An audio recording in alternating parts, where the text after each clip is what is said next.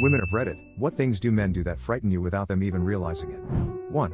A guy I was hanging out with wanted to prove how strong he was by grabbing me without my permission and telling me to fight my way out. 2. Happened a few times. I was working late in a small market with no one around, and when they come in and ask me if I'm not scared to be alone. Well, now I am, thanks. 3. I love hiking and have it in my dating profile as one of my hobbies.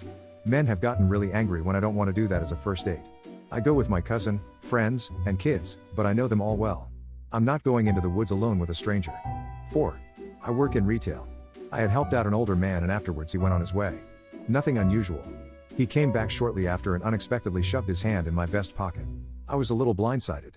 Turns out he was just giving me a $20 tip, which was appreciated, though he could have just handed it to me. 5. Not taking no for an answer. Especially when they pretend to be jokey about it, but you can clearly tell they're kind of pissed, if that makes sense. 6.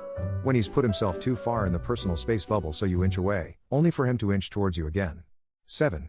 I don't know why you're acting so cautious. If I wanted to do something to you, I would have already done it, said to me by a friend of a friend I was meeting because it was his first time in a foreign country. 8. When they can't control their anger.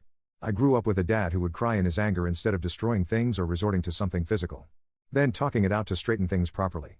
So men who scream, or get physical when angry scares me, even if their anger is not directed at me. 9. Sitting right next to me when I don't know you and there are plenty of other seats available. 10. I had a friend once who occasionally mentioned that he could just overpower me if he really wanted to and then laughed. He was surprised that I refused to be alone with him when the other people of our friend group weren't around because he was just joking and not a threat. Needless to say, I left that friend group and him behind eventually.